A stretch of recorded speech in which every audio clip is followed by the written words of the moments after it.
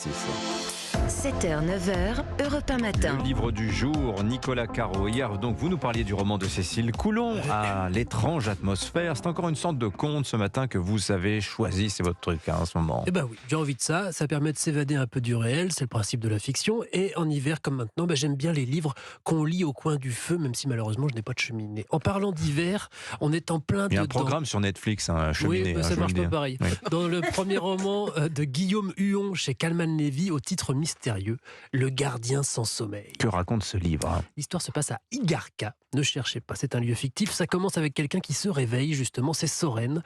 Il est le sergent du village, le shérif, si vous voulez. Il se lève, se tâte un peu. Il a encore beaucoup grossi. Il essaye de ne pas faire trop de bruit en s'habillant. Il regarde celle qui dort encore dans le lit. Anna, elle est enceinte. Bon, et puis, on le suit dans sa routine matinale. Il allume le poêle à bois. Il va à la bergerie, voir si tout va bien.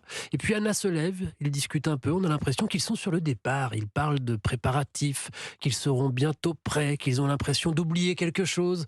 En fait, voilà ce qui se passe. C'est un monde dans lequel les humains hibernent. C'est-à-dire hiberne. C'est-à-dire comme les loirs, les marmottes, les ours. L'hiver arrive et crac, vous vous endormez et vous vous réveillez quand le printemps revient. Alors, C'est pas mal, Oui, c'est pas mal ça. Alors dans le roman, tout est prévu. Pour s'occuper du bétail, surveiller ici et là, il y a ceux qu'on appelle les veilleurs, qui, comme leur nom l'indique, restent éveillés grâce à une potion spéciale. On leur confie aussi les jeunes enfants. C'est pas un métier facile. On en rencontre un d'ailleurs avec Soren au début, qui fait sa tournée pour s'assurer que tout le monde est prêt, justement.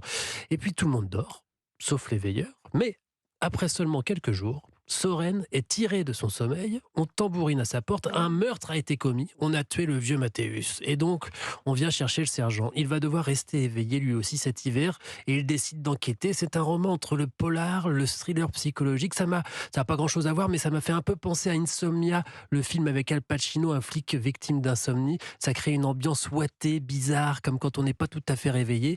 Et c'est aussi un roman sur la nature, un roman minéral. Le gardien du sommeil de Guillaume Huon chez Calman Lévy. Le jeu vidéo de la semaine à présent, Caroline Speller. Vous nous parlez d'un jeu qui en quelques jours est devenu un phénomène autant populaire que commercial. C'est un Pokémon avec des armes. C'est comme ça que les joueurs le présentent. C'est comme ça il est défini, et ce jeu c'est Palworld, disponible en téléchargement sur PC et Xbox. En 4 jours, il s'en est vendu plus de 6 millions d'exemplaires et a rassemblé plus de 1 700 000 joueurs en simultané sur PC. C'est inattendu ce succès parce qu'il y a un accès anticipé.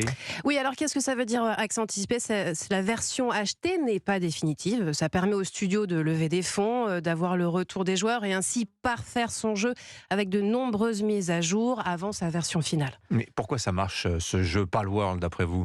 Parce que c'est un mix de tout ce qui est tendance en ce moment dans le jeu vidéo, seul ou en coopération. Le but est d'explorer, survivre, construire et combattre dans un monde ouvert cartoon, peuplé de pals, des créatures mignonnes à capturer qui ressemblent aux Pokémon.